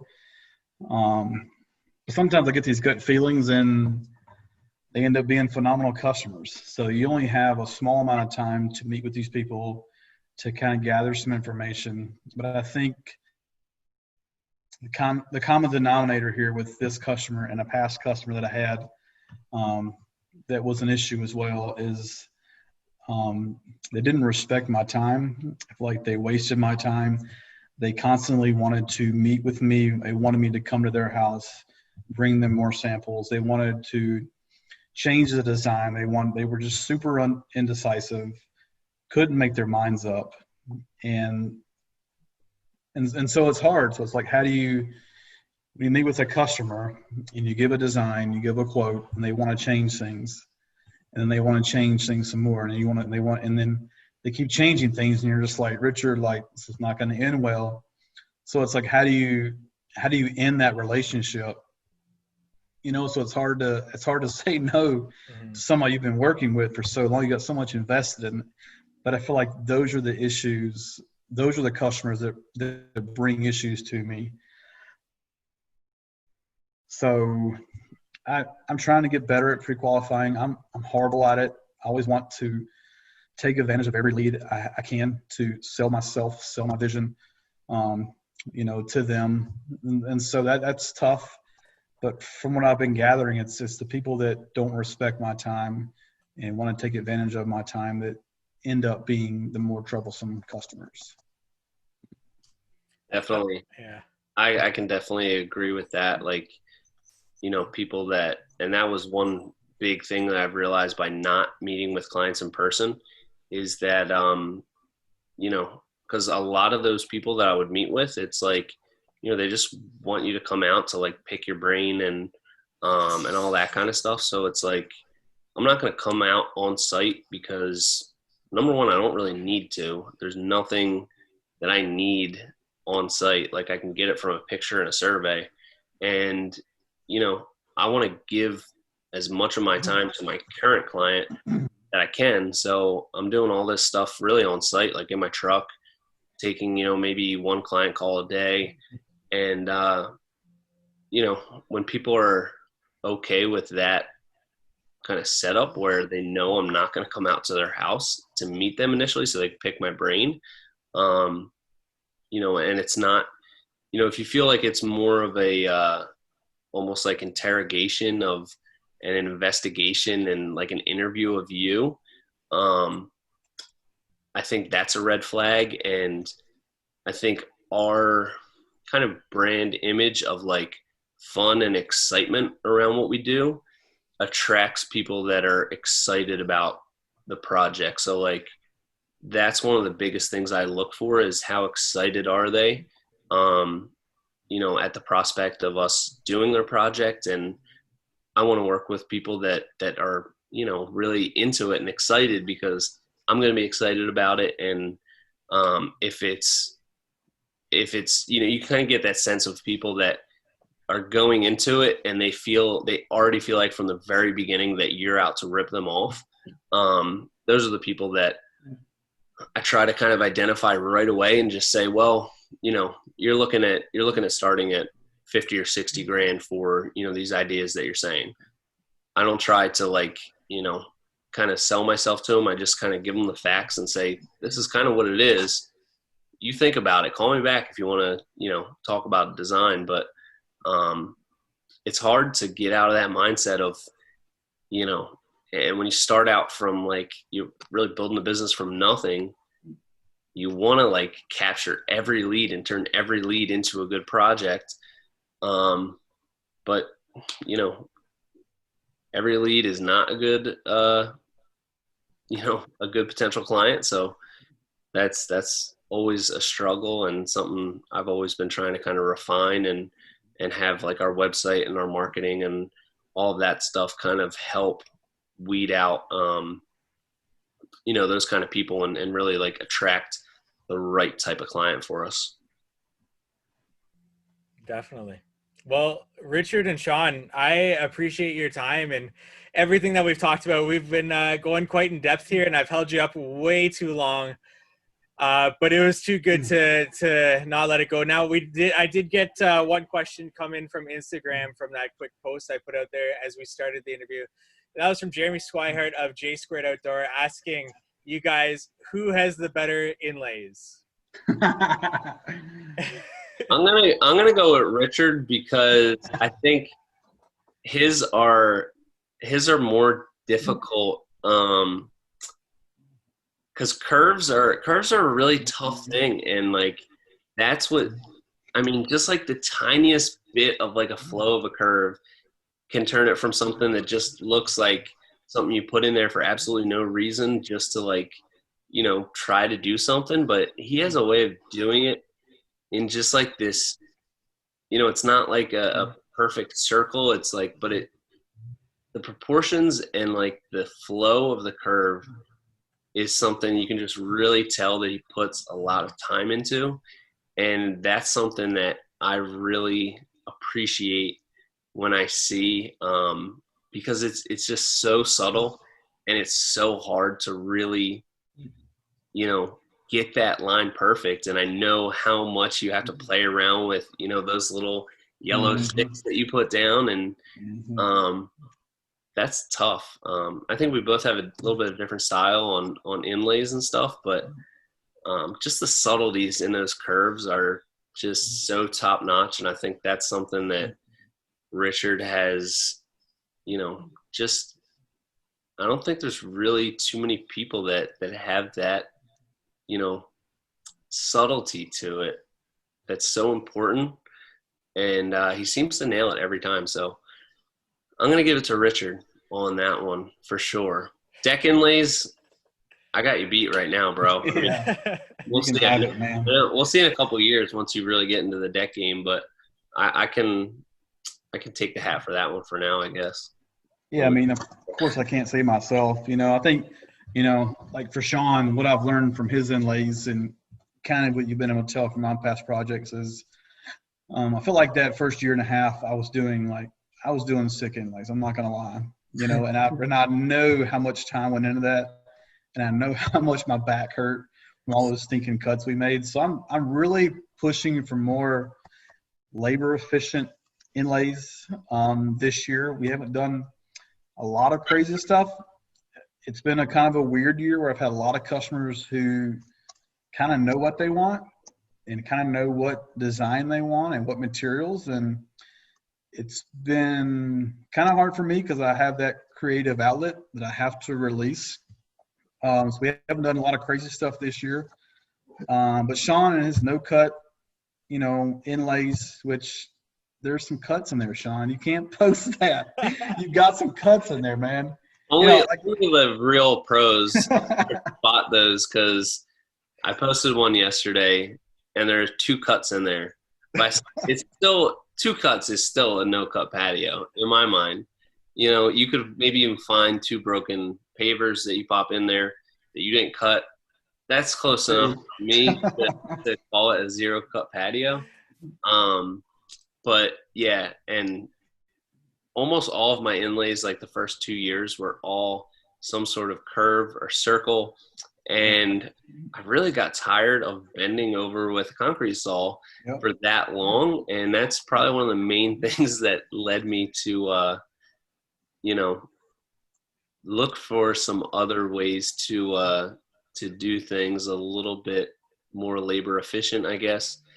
And it helps that Techo Block has like 12 different products or whatever that all work together in a modular kind of way. So that really helps out. And, we spend way too much time on just basically every portion of the project getting carried away with it. So when I can kind of come into it with an idea for a minimal cut patio design, there you go. I definitely like that, because we're going to find other ways to just do stupid stuff that takes way too long and is, really hard and difficult to do. So, I'd like to try.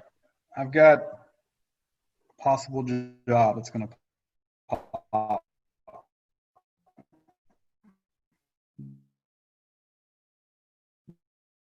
Maybe in the other day, and he just instantly got mad because he knew what was going to go on that job, but cut that in. I mean, it's going to be nasty. But for the most part, I have been trying to think in my creative side because that's kind of the niche that I want to go into. So it's been ever changing. It's interesting to see like how Sean's designs have changed from year to year. I feel like his stuff is different than last year. My stuff is a little different from last year. We're continually evolving, changing, figuring out better ways to do things. So, yeah, I think Sean wins this one. I think, like you said, kind of like evolving as time goes on. That's something that I kind of feel like I've done every year is kind of, take some things and each year kind of like almost has like almost like a theme to it. Like we find some new kind of like way to build something that we really like, and we'll kind of like almost use versions of that throughout the year. And then a lot of times the next year I'll have some different kind of like theme to it in a way. And I always look at it like we're going to try to design it in the most efficient way possible, try to charge as much as possible for it, because by the time I get there to actually do it, I'm going to find a stupid way to make it take longer by adding some thing that just takes way too long. But yeah, so that's why I try to do that beforehand, so that when I get there, I still have some flexibility of, just being able to improvise a little bit and come up with a stupid idea that all my employees get mad at me for. Because I always want that to kind of be at the heart of what we do. So was that Squadra add-on in the wooden frame? Was that kind of a add-on? This whole project has basically been improvised with all the patterns. The inlay on the deck was a free add-on. The patio design was completely changed, but I feel like you got to take advantage of those opportunities when they come, and you have a client that's really just like, whatever you think's going to be good. Like, I didn't even tell them what pavers we were going to use or what colors. They were just like, I was like, I'd already done the deck inlay, and I was like, I kind of want to pick up that pattern a little bit on the patio. Like, are you cool with, kind of letting me run with it? And they were like, 100%, do whatever you want. So, it's a really big project for us.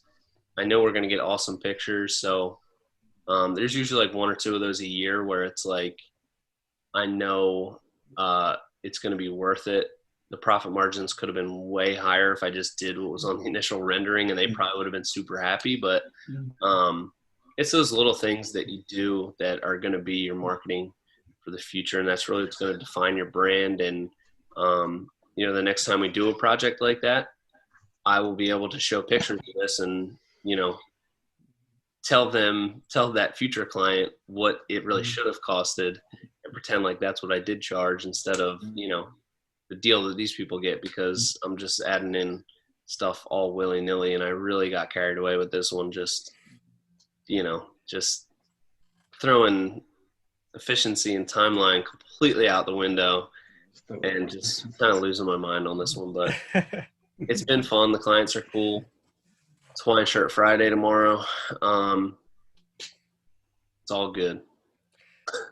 Speaking of tomorrow, there is still a tomorrow that you guys have to work, and I have held you up way longer than I should have. So, guys, thank you so much for the time that you invested into this.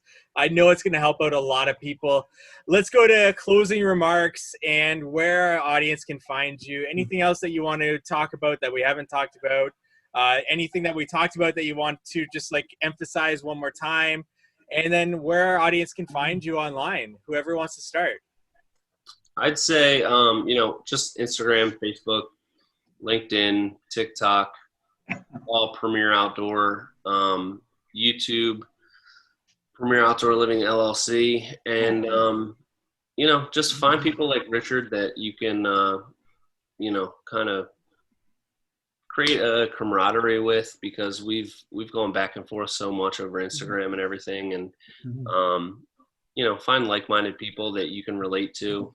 With Instagram and all that kind of stuff. They don't have to be people that you actually have met in person, but, they can really become a, kind of like a confidant and a sounding board for ideas and a source of inspiration. So find somebody like Richard that you can befriend, and, you're not going to feel so alone as a crazy-minded business owner that can't help their ideas from wrecking timelines and all that kind of stuff.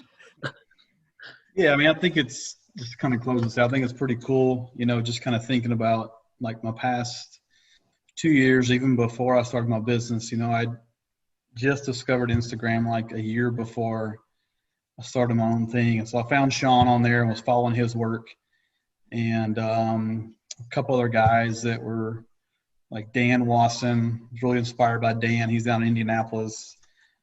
Dan Preston Hardscape's kind of where I get my like curve inspiration from. And it's so crazy how it all works out. Like I literally had no intention of starting my own business, like zero. Like I just not at all.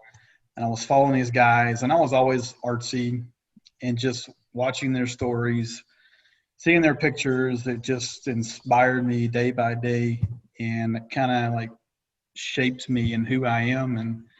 And so like, fast forward 2.5 years, and here I am sitting down with Sean and talking hardscapes, and it was pretty cool, and I feel like, I didn't start storying until Sean was like, dude, just put your ugly face on Instagram and show the whole world who you are, and I didn't do that until last year. And then I think Sean shared one of my pictures about 1.5 years ago, and I think I got like 1,000 followers overnight. So I don't know, it's pretty cool, and so we've kind of built a little relationship over Instagram. And Sean, I feel like, is somebody he's a genius, man. I feel like he's ahead of the game, not just in designing and building, but like you heard him talking about meeting people over the phone. I mean, that's rock star status, man. You got to pay to get Sean in your backyard, So I think it's cool, and there's a lot of guys on Instagram or social media that, are out there to totally help out and answer questions. And definitely take advantage of that, because that's what I did when I started out. I didn't have a clue what I was doing. So ask a bunch of questions, follow a lot of smart people, surround yourself with smarter people, and I think you won't be too bad off. And I guess you can find me on Facebook, Instagram. I don't have TikTok. I don't have YouTube. I have 2 kids. So 2 kids, Instagram, Facebook. And thank you for listening to the How to Hardscape podcast. You can find us on YouTube now with this new video. And thank you to listening to this I Am a Hardscaper roundtable with Sean and Richard. It was a pleasure to have them both on here and to talk hardscaping, business, everything. We look forward to meeting with you next week on the How to Hardscape podcast. Sean, Richard, that's the end of the interview. That was a marathon. Thank you so much for sticking with me through that. I really appreciate that. 2 hours and 11 minutes, man. That's crazy. If anybody gets to the end of that, they should get like a Nobel Prize. But man, that was awesome, man.